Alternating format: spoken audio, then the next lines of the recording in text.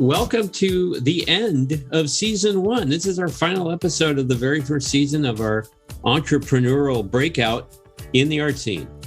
Yeah, it's I still can't wrap my head around it.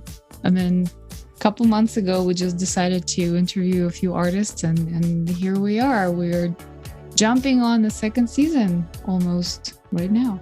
And how many listeners do we have so far? It's like taking off like a rocket. We've got, what, 40? Yeah, about 25. Oh, 25. Okay, well.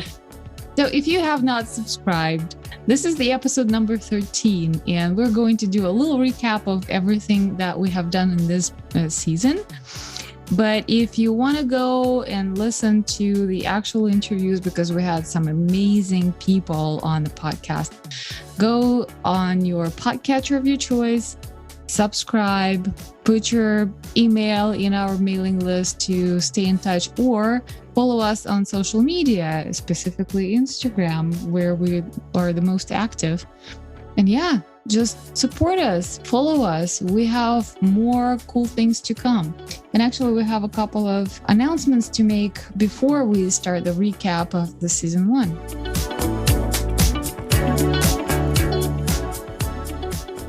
Well, what's the first announcement?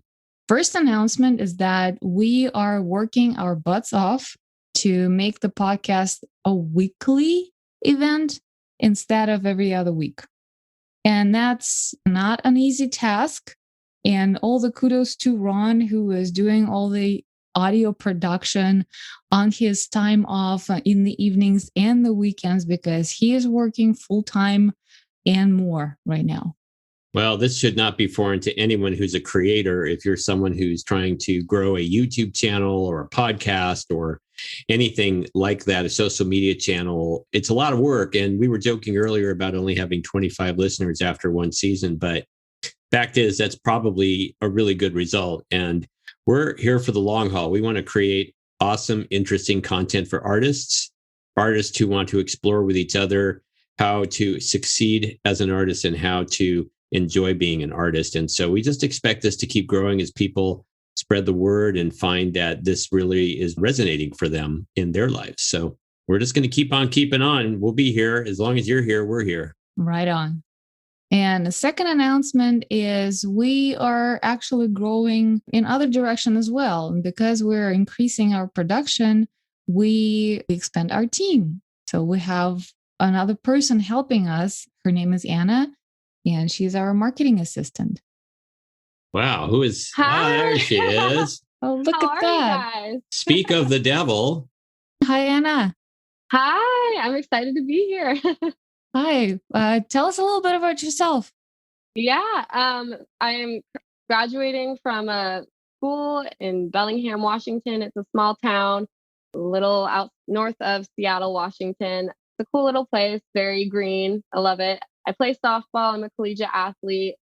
So art is kind of something that I've been interested in, but not surrounded by. And I'm really excited to get started in that.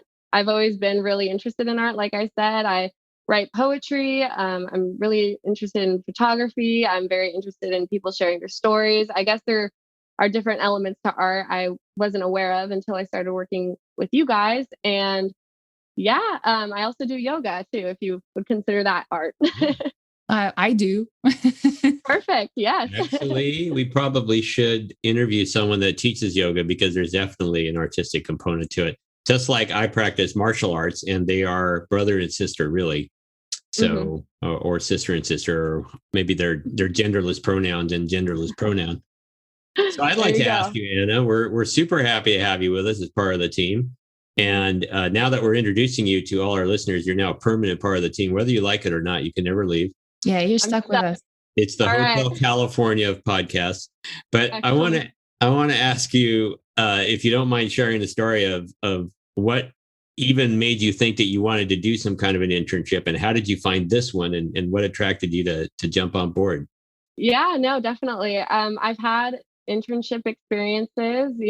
During the summer, I was kind of going through like more athletic areas, just because that's more of my area and expertise is athletics. But I wanted to kind of find something more outside of my comfort zone. And art is definitely something outside of my comfort zone, I would say. And in a way, like, I feel like I saw the posting. I found you guys on LinkedIn. So, and I saw the posting, and it was the first job that I applied for that I was like talking to people about. I was like, oh, it's actually so cool. It's a nonprofit, something that I've been very interested in. So, and I was like, it's very like creative. It's something that I'm like super passionate about. It's just like getting people exposed in a different way, like using the media to your advantage and making sure that the people who want to be exposed are exposed in the right light. And I feel like that message that you guys portray on the blog, the podcast, everything, it's great. So I actually expressed to my friends, I was like, hey, like this, it's cool. It seems like it was very strange the way I was communicating to them about it. And then probably within the next few hours, that's when Galina reached out to me and was like, here you go. And I was like, wow, like that's kind of crazy. Yeah, I hired you on the spot. You did. I did. And I was like, awesome. So yeah, and I guess it's like, I want to get experience, and Galina's just been such a great mentor, and she's taught me a lot of things. She's been very patient, which is great. I love that. And I appreciate that very much. So you are doing a great job. I'm super we are super lucky and super happy to have you on the team. I appreciate it. Thank you. Well, it'll be a journey that we all learn on together. So Galina and I have been in marketing for a long time. I'm older than dinosaurs, so I've been doing it for a while, and Galina's still young, and she's been doing it for a while too. But this whole world of creators and even podcasts, I mean, podcasts have been around for a while now, because when the iPod came out in the early 2000s, and then podcasts became a thing, but they were really a niche thing. Like, they were kind of a specialty and they weren't mass market. But somewhere around 2014, 2015, that started to shift. And between podcasts and YouTube, and now various other platforms like TikTok and whatnot, there's just, and the advent of fast internet and mobile phones, and it's just been a perfect storm and confluence of enablers for anybody. It's sort of the democratization of content. Oh, and if you hear that beep in the background, that's our dinner. Our dinner timer. Very good. Ordinary people that live in homes, and just like you out there who's doing the same thing. But yeah, so we're exploring this wide world, and I think it's still early days for podcasts, and not just podcasts, but sort of the integration of different media. So this could turn into a YouTube channel. We have the blog, we have the website, we have Instagram, we have all kinds of things going on. So we're all learning together. Yeah. Absolutely. It's ever evolving technology these days, And you said this, as a nonprofit, and we're a nonprofit because we're not making any money right now. But we do hope to, I'm going to be very honest with our listeners. We do hope to be a profit, but we're not in this to make a lot of money. Like, we're not in it to become 6-figure YouTubers. We really want to support the art community and explore what it means to be an artist, and grow a community of people together. And if some revenue comes, it helps us pay the bills and helps us keep doing what we're doing, then it will help us to produce more of the content and grow the podcast and help the art community. So that's exactly what we're doing here. And of course, not just pay the bills, but be able to pay all of us. So that means you too. So we all have an incentive. Absolutely. So, and that's the call to action, a very shameless call to action to all our listeners. Please support us. If you like what you hear, we are determined to create more of it and reach out to more artists and put them on the spot, and maybe help a few careers launch. But we cannot do it without your support. So please listen, please subscribe, please leave us reviews on iTunes.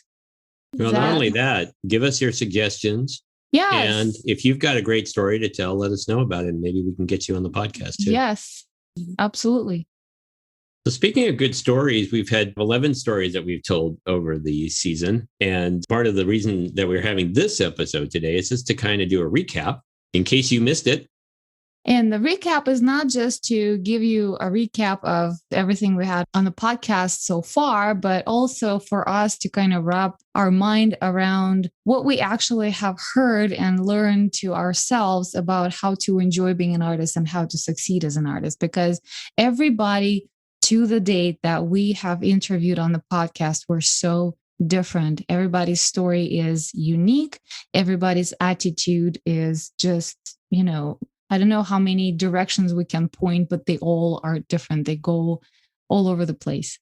Well, I have a fun idea that could be the theme of this episode, because we're just winging it, guys.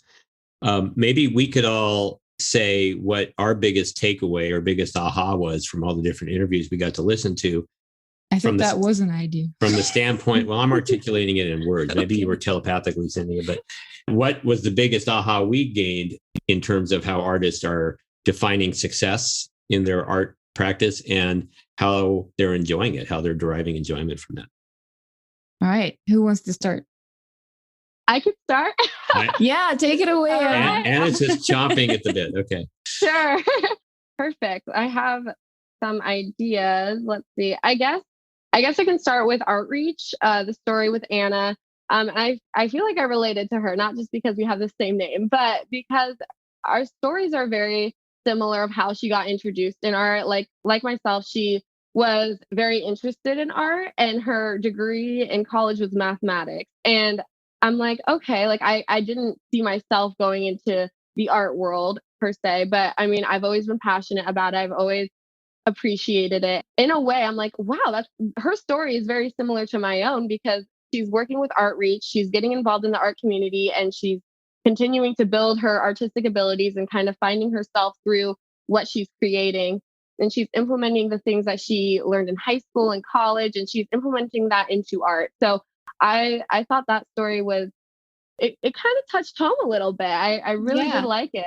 Yeah. I thought you would pick that one because she also started as an intern, if you remember. Yes. She started as an intern, and now she's a full-time team member of Outreach organization here in San Diego, and she is loving it. Yeah, that was a really interesting story. Well, one of my favorites was, well, all of them are my favorites, and specifically because most of them I know personally. Like B Gold is a dearest friend of mine, although she is she's older than my grandmother. She could be almost my great grandmother, but I don't even know how to describe her. And you gotta feel her vibe when you are in the same room. She is such a bright, cheerful person. And she's got this vibe that nothing is impossible. If you just put your head onto something, you can get it. And it doesn't really matter who puts whatever label on you and what kind of degree you have or what kind of circumstances in the family. You just do it. You just call yourself an artist and continue doing what you do. And she said, just you have to keep doing it. You're not an artist unless you're always doing it. And since she told me that, unless you have a project going on, you cannot call yourself an artist. That's something that her mentor told her when she was a young art student. I have always something on my easel, and I always keep thinking about some projects. I have something is on the back burner all the time. So and just recently I kind of realized that this creative procrastination is a part of a process for me, because even if I'm not physically creating it in my mind to the point that it will be, ripe enough to put on the canvas. Well, I guess it's my turn. Yes. They were all really good. I think it's hard to pick any one or even two. I'd say Kibbi Linga really got to me with her energy, and she's been through some hard times and has used art as self-therapy, and by extension is able to offer that to other people through her art. Similar story with Cody with and we have some of her art in our bathroom upstairs. That's my boudoir. Yeah, it's her boudoir. So Cody... I have her rainbow vaginas over there. Cody does a lot of surreal. I'm going to call them surrealistic. My wife would probably say that's not surrealism at all. But no, it's not. But anyway, to me, they look a little bit surrealistic. But they're watercolor. A lot of them are nudes, or they're close-ups of female parts. And what she's trying to do, at least my interpretation of it, is sort of celebrate that and allow people to come out of being vulnerable and they're exposed, but then they get to celebrate themselves and who they are and be in a safe space. That was what I took away from that. And I really appreciated that. And I really liked Be Gold too. I mean, again, I liked all of them. There's no favorite. One that was near and dear to me also was someone I brought to the table. I guess it's the only one that I brought to the table this season. This season, yes. There will be more next season. So my background, my particular artist persuasions are martial arts. And there's a reason it's called martial arts and not just martial. And also music. And we didn't really get to touch music this season, but we will next season for sure. And I'm sort of a wannabe musician. But we brought my sensei of 26 and a half years, Neville Billimoria, who by day has a very Western sort of job. He's a senior vice president at a credit union, one of the largest ones in the county. But he's been a yoga practitioner and teacher and a martial arts practitioner and teacher forever. And we have a very humanistic style of practice. And for him, a true martial artist is someone who's looking to improve the world and help make the community and the world a better place. And that's sort of baked into Eastern tradition as well. Like you're not just in it to fight, you're in it to serve. Yeah, and that's the previous episode, the episode number 12, and it's about how to be an artist of life. And that's what Neville told us. Yeah, and that was an incredible conversation. And actually, if I can bring it on home, to Bee's point, you got to be always doing something artistic to be an artist. And Neville is teaching us how to be artists of life. And so even if you put the easel down for a little while, or you put the guitar down for a little while, if you are continuously practicing being an artist of life in some way, then I could say that you are still an artist all the time.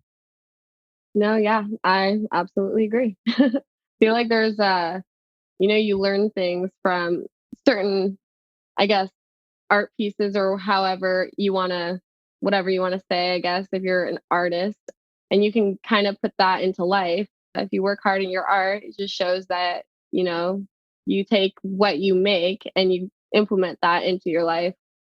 I guess I don't want to use sports as an example, but sports has taught me like so many different things.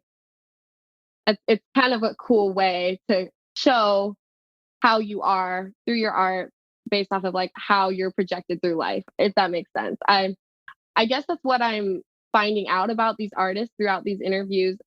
Everyone has totally different interpretations of art. Everyone has, I guess, their own morals, their own beliefs. And I guess I could compare Bia with the, I guess, her perspective, because of her age, she has completely different perspective on art versus someone like Cody. I find it so interesting, and they're completely different people. Well, Anna, you made me think too with Homer Chin's episode. So he was a surgeon and he's a competitive tennis player, and he's all about technique and precision and problem solving. It's almost a mathematical approach to creating art. And, you talked about being an athlete yourself.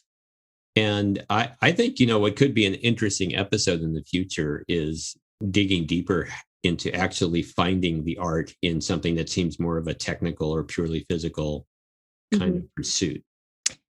Because I think there's an art to baseball or to softball. Yeah. Definitely. Yeah. Homer's episode was great. He talked about the struggles of precision. He has to be so careful when he's working at his professional job.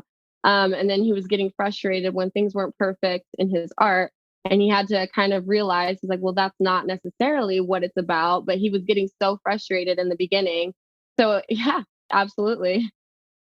I think I'd like to explore that. Let's plan an episode maybe in season 2 where we explore athletics as art, and we can bring martial arts back into it. We can talk about your experience in softball.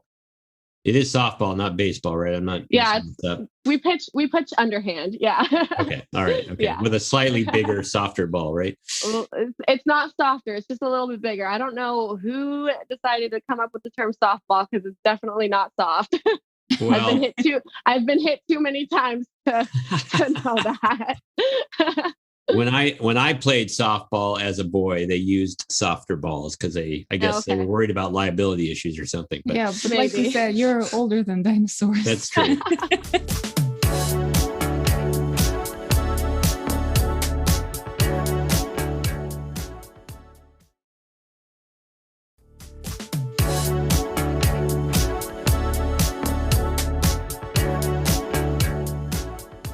I just wanted to put 2 cents into the conversation about Homer Chin's episode. Something that really hit home for me is that, and I guess that's because at times I'm struggling with it myself. He said that he cannot get rid of his professional perfectionism, but to be a true artist, you need to be looser and you need to let go of certain things. And I have never been a surgeon. I have never been even a mathematician or engineer or something like that. But I do also struggle, especially if I'm trying to paint something more or less realistically. I find myself digging into details that not necessarily need to be there. And every single time I finish, it looks good. It looks impressive. It looks the way that, I have my references but it's so tight and I want to be looser and I want just really express what I feel about the subject instead of just copying my references. And that's really stood out to me in that conversation. Mm-hmm. Yeah. I keep coming back to athletics because I know, sorry about that, guys. I knew that we'd take this turn, but in karate, like the more loose you are in your upper body and the more relaxed you are, the more fluid you are. And I'm sure it's the same in Tai Chi, and I'm sure it's the same in yoga. The more you can get into the postures, if you will, the more effective your techniques become. And I think the more expressive you're able to be because you're not all stiff.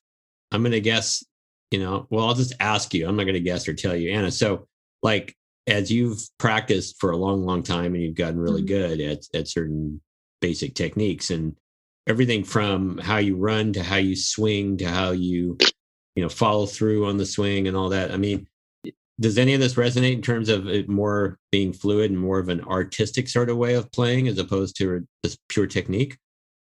Yeah. A lot of it is muscle memory, to be honest. You have your mentors, you have your coaches who guide you through the basics. And then from the basics, you're kind of on your own. And you have to figure out what's best for you in a way.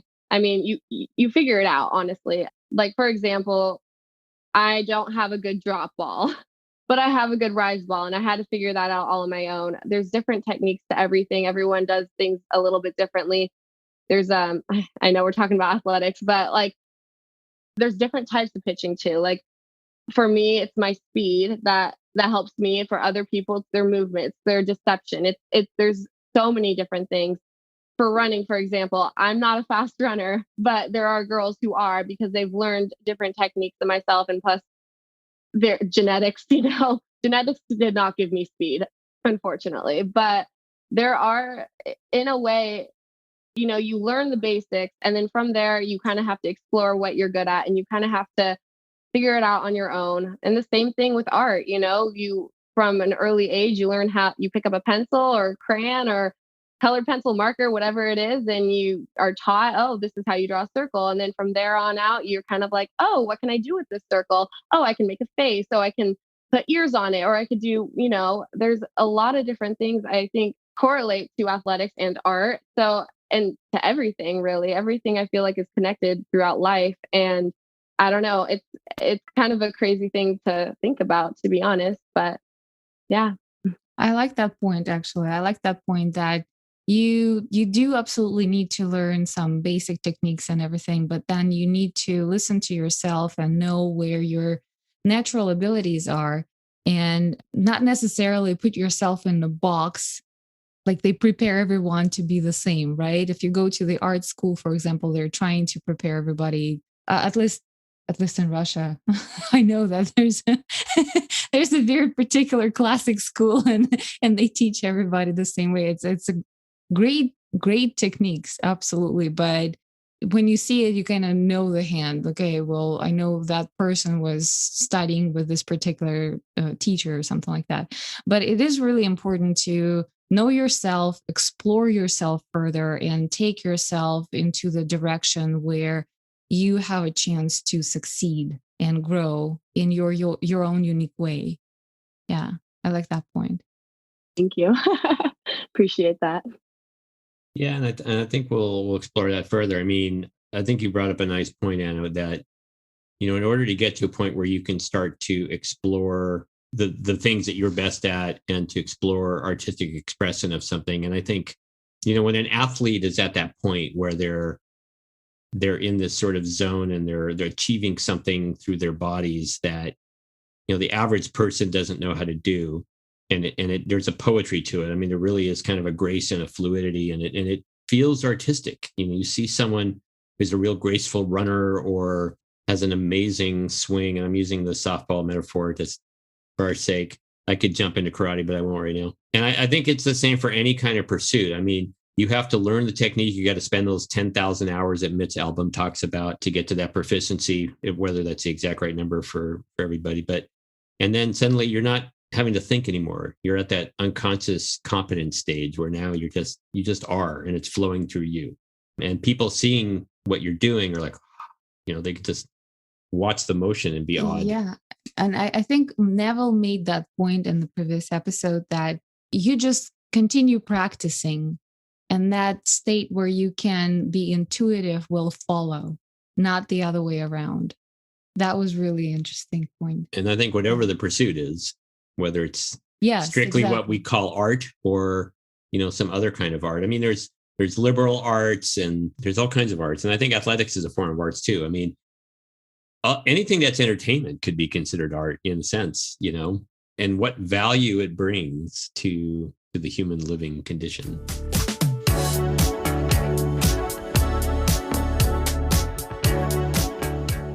Is anything else, guys, stood out to you in that first season? I will say, I know we already touched base on this a little bit, but Cody's episode, that one really stood out to me too. I think I've never heard of erotic art. And when I saw the episode and looked at the blog, I was like, oh, this is going to be fun. Like erotic. Ooh, and her message, it was just so much more than that. I feel like there's such a stigma around naked women and it's viewed as sexual versus hers is more, it's beautiful. It's something that a lot of people can appreciate. And I feel like there are people who are meant to break the stigma of sexualizing women. And Cody did a great job of explaining that. I really applauded her for that.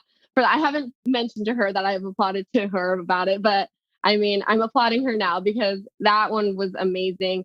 Her story's great. The way that she was able to cope through so much and expressed it through art, it was beautiful. So I applaud her. Yeah. And I really appreciate at least 3 women that were absolutely vulnerable that we interviewed in the first season. The first was Cody, and then Kibbi was so open about her story, and Tara, who had teary eyes pretty much all the way through the interview and was so open about what she was going through in her past and how she got on the other side. And all of them found, they found healing properties and values in art. Art literally for all 3 of them was that medium that got them enough power and strength and energy and compassion to themselves and to everybody else to really get on the other side and find their happiness and continue working through this and be determined no matter what, get their problems behind. And that was just, my heart was just bumping every single interview conversation I had with them. Courtney, I really appreciated her story. She kind of put her dreams on hold in a way by helping people with disabilities.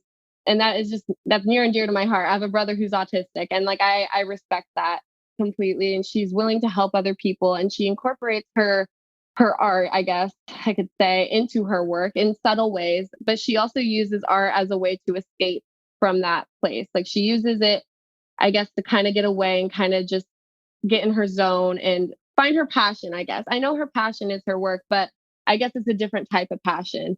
And that's okay. I think everyone has, look at myself. I'm very girly and I'm also an athlete. So I think it was very inspiring to see how she incorporates her professional job into her passion, which is art. I found that story really inspirational just because she went into college wanting to work with, it was kids with autism, I believe. And that to me was just amazing. Her heart is so big, and I respect to her, not necessarily as an artist, but as a person, So big kudos. Yeah. And I actually just had a conversation with her the other day. She posted something on Instagram. So after we recorded the interview in February this year, she started her master's program, which is in psychology. And she is able to finance her master's degree with art, which is like her determination paid off. I mean, all the hard work, all the evenings, all the weekends, everything paid off. And the support of her collectors and people who appreciate what she does now helps her to continue her education, which is amazing. Well, there's a success story and a pay it forward story too. Yes. Yeah. Another person that I know personally, and I get affected by her every single time we meet, which is about once a month when we meet at the gallery and hang the new show, is Cheryl Ehlers. And she was the only person in the entire season who knew that this is a podcast, but nonetheless, she put the best dress. She had a very fancy red frame glasses. She put full makeup. She cleaned up her studio. So she was a star, and she projected so much energy. I just took a back seat. And this is happening every single time I meet her. She's got so much energy and so many stories to tell that you keep listening, you keep asking, how did you do that? How did you get to it? Please take me along with you next time. So yeah, I really like the way she projected the energy in her episode. And the stories that she told were so amazing. And some of them are not necessarily art related. The way that she was fighting for the records of Black people in Savannah, Georgia, and how she was helping her dying friend get the family tree, family story out for her children to inherit after she's gone. How much energy she put into that. I mean, that woman is really unstoppable. Give her a lever, she will move the earth. Well, and she does it with a smile too. Like someone with that much vigilance could come off as just as easily be someone who's very hard-edged and very almost militant about pursuing justice, and that would be great too. But she's telling these stories about how she helped her friend and get those records that were buried in the basement, and she's doing it all with a smile and kind of with a whimsy, and she's throwing her head back and laughing. I mean, and I didn't see the episode. I just listened to it when I edited it, and it all came through. Like I felt like I was in the room with her. So yeah, absolutely. Do we have time to talk about Deidre? Can I bring her up? Deidre. Okay. Deidre. Okay. Deidre. Okay.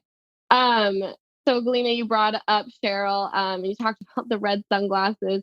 Well, I saw the blog that you guys posted and the picture of her and the outfit and the sunglasses and like just her style alone, I guess resonated with her art. It's unique. It's super unique. And the way she implements the collages together, I'm not really quite sure what the correct term is, but she cuts out things that she likes and she'll store them in a box. And she's like, okay, maybe this will come someday. And like a year later, she'll be like, oh, I have a piece for this piece. And like, I didn't realize that that's how some artists work, or like how art even works exactly. But I usually just thought, you're going to create a piece and you're just going to wing it and you're just going to be like, oh, this will be fun. But instead she saves her pieces and she's like, I'm going to wait for the right time and find the perfect piece to put this piece into. So I really enjoyed that episode, and I loved her creativity. I loved her style. I loved that it was just her. Like her art was so on brand to what she projects to the world. Yeah, Deidre is amazing. So I have noticed that of the 11 episodes we recorded, 2 were males. And I'm just curious about, this is a word that's used a lot recently, intersectionality. So the intersection of gender and sex with art. art interpretation, art creation, art as a way to give back, art as a way to self-heal. And I wonder, I think next season we're going to be interviewing at least one openly LGBTQ person, and we're learning obviously that there's almost like no cut and dry, right? There's no like, I am man, you are woman. I mean, it's like this continuous spectrum of undefinable just people. And so I'm curious about where there are similarities, where there are differences, what's the intersectionality, what determines what, or does anything determine anything? Maybe at the end of the day, it's not even, I don't know. I mean, obviously, and I'm starting to ramble here a little bit, but this could be the exploration we do in the coming season. Like that would be an interesting episode, actually. Oh, we got the airplane again. This is what happens when you record in your house in a city. We don't have a nice, soundproof booth. We don't have tons of money. We've got our little MacBook Air here and a little microphone, and I only bring that up because for you would-be creators out there, it doesn't take much to get started. You can even use your iPhone earbuds with the built-in microphone and start a podcast. It's not hard. We can build a pillow fort. Yes, we'll build a pillow fort to soak up. But the best place to record a voiceover is in your walk-in closet with all the clothes to soak up all the echo and everything. It's the next best thing. And I know people who are doing exactly that. Yeah, that's right. You guys can implement your artistic abilities into creating your soundproof barrier. There you go. Yeah. So I think we're going to leave the airplane in the edit. I think that's what we're going to do. Okay. Yeah. So, I'm just curious about, obviously there are women's issues, there are men's issues, there are LGBTQ issues. And even then, I'm like totally grossly minimizing the striations that exist in all of that. And I'm just curious to see how that all gels with the artistic process and what people express about and what their messages are to the world and to themselves. And well, let's put it in a list of topics that we want to explore. We actually do have a list of topics that we want to explore. Not necessarily all of them will come up in season 2, but we will be working on bringing the best people to talk about that. One of them, recently we were discussing the problem of NFT. Non-fungible tokens. For creators, for visual artists, for musicians. And this is a new and uprising kind of on the hype situation that is still not quite clear for a lot of creatives. Then we will try to bring someone who has an expertise on that and can talk about that. But yeah, there are definitely, more topics to explore, like the gender issues, how that affects art. And I think the first episode of the next season where Anna has to be a guest host and we're interviewing her amazing cousin who is openly an LGBTQ person, and that informs her art in big time. And you guys got to listen to it because she is telling an amazing story. Oh, there's coming attractions right there. And Anna's big debut. Yes, she did a great job. The first, but definitely not the last. Oh, good. Yeah. And that's another great skill I'm still practicing, interviewing. Yeah. All right. Do we want to wrap this episode up, or did we forget anything else? Last call. What else stood out to you guys? Did we cover all of the season? I think we did a pretty good job. If we left anybody out, the best thing to do is go back and just listen to every single episode. You won't be disappointed. Yeah. Yeah. Cool. And if we didn't cover someone, it's not because we didn't like the conversation. It's just because we're going through some things that actually hit home personally to 3 of us, because we have our own lives and our own way of expression and our relationships with our creativity. And we find something in almost every one of the people that we interviewed, even though they're so different. There's something there's that little seed that is speaking directly to your soul because you are experiencing something like that. Well, this conversation is to be continued. We didn't talk about Angelique, right? So there's one that we didn't mention. Angelique is a dear friend of mine. Yes. So we're gonna do more. Yes, we're gonna do more. We're gonna bring way more interesting people to you guys. So stay tuned. And I'll just give a shout out to Angelique because she's an amazing artist. She has these abstracts, these big paintings. They look great in your modern home. And her and her husband's Polish. They've lived in the US. She's American, but they've decided they've had enough of our consumerist lifestyle, and they are going to where life is a little easier, where the social services are a little more ample, and they're moving back to Europe. And they found the perfect place in Portugal because the weather is just like San Diego, but the living is much easier and the cost of living is much lower. And she'll be doing her art from out there.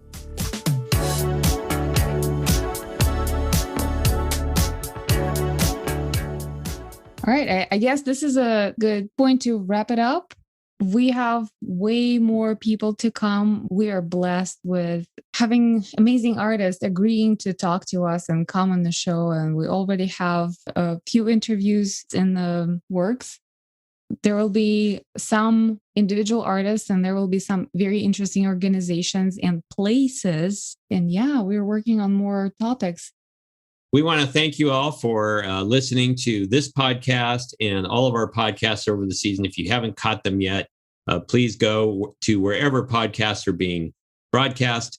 Visit us at intheartscene.com, where you can see all the artists' work and read the accompanying blog posts, many of which have been produced by Anna. And follow us on Instagram. Follow us on Instagram. We're also on other channels, but that's where we're the most active.